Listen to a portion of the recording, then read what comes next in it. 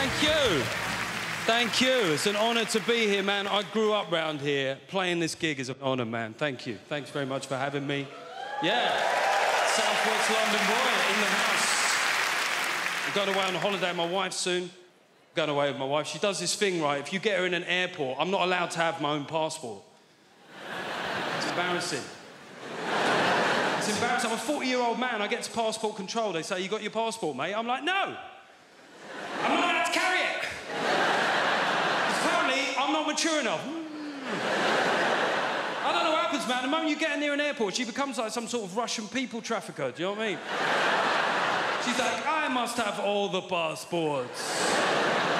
You cannot handle passport. You are too stupid for passport. I must keep all passports in zippy clear travel document folder, huh? Alongside printout from TripAdvisor. But you may carry the bags. I'm like a peasant boy for the day. Oh, thank you, master. Thank you very much. Yes, it's a real honor for me to carry your bags, you know. 11 pair of shoes for 3-day mini break is a good idea, huh? Yes. Maybe you will become a centipede while we are in Egypt. Who knows?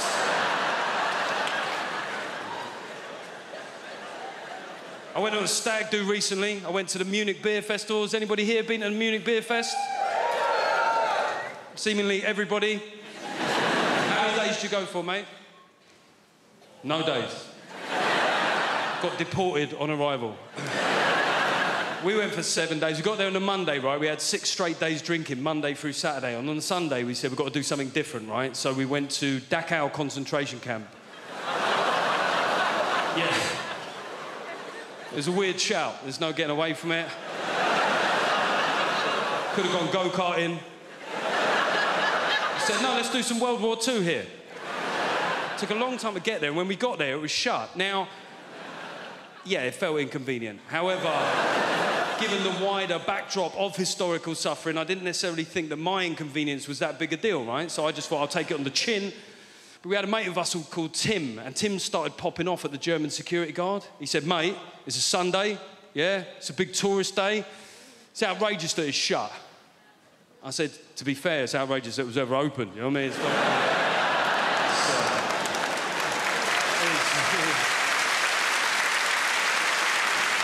it is weird that you're making this about you, Tim, to be honest.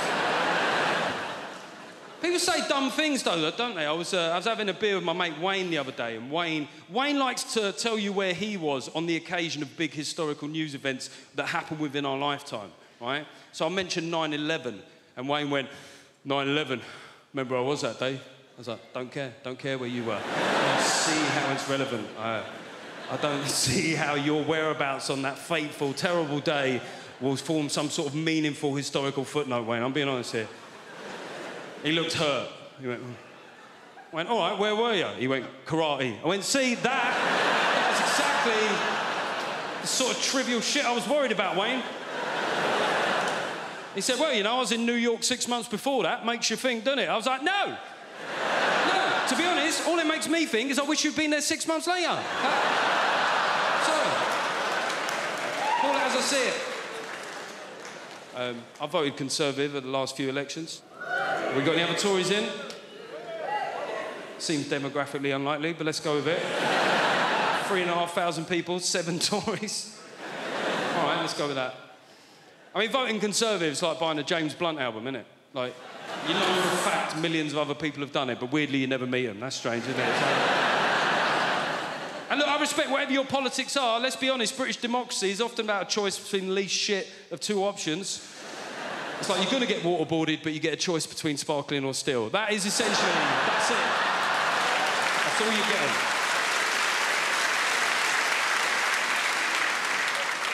You know? And no, it's not. People say all Tories are selfish and heartless. You know, maybe some... I sympathise with young people. The situation with housing, man, it's created this weird situation where young people live at home forever, right? It's weird. Live at home. They're not really part of the family, are they? They don't eat with the family ever. Like, no, Dad, I don't want to eat with you. Dad, I'm going upstairs again. Dad, is it all right if Claire stays? Well, you know, she's your wife and you're 35. You take the dogs and the twins with you. He's not leaving, Shirley, is he? Told you we shouldn't have built that extension. Because you forget, man, forget left, right, Brexit, Remain, Leave, whatever. The next big conflict in this country is generational, I swear to God. There is going to be a civil war between young people and old people. And it'll be a very weird-looking war, I'll give you that. Because young people like to get up very late, don't they? And old people like to go to bed very early, so, like, war will only be possible between the hours of 2 and 4 in the afternoon. They're just... like, the moment Judge Rinder finishes, right, it's on, let's do this. Hang on, countdown starting. I'll see you tomorrow, Grandad. It's something we both enjoy. But like, I grew up on a council estate, right?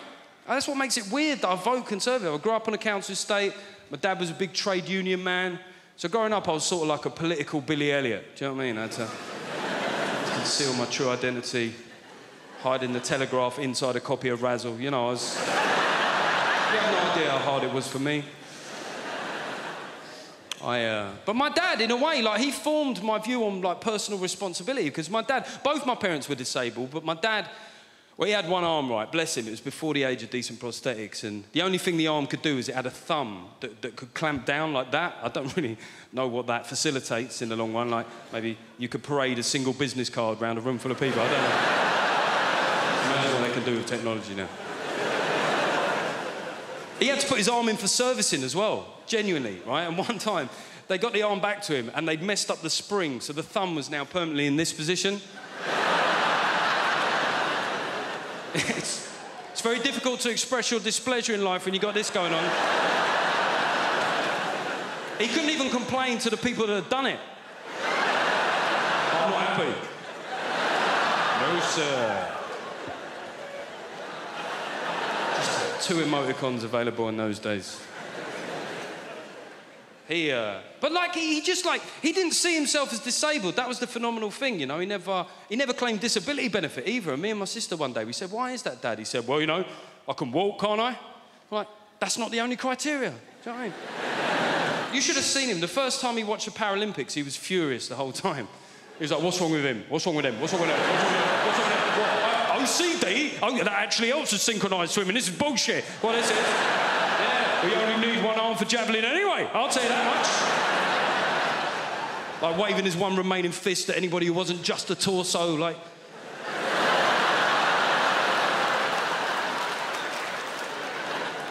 Ladies and gentlemen, this is a privilege to do this gig, and it's been a privilege to play to you. I'm Geoff Norcott. Thank you very much.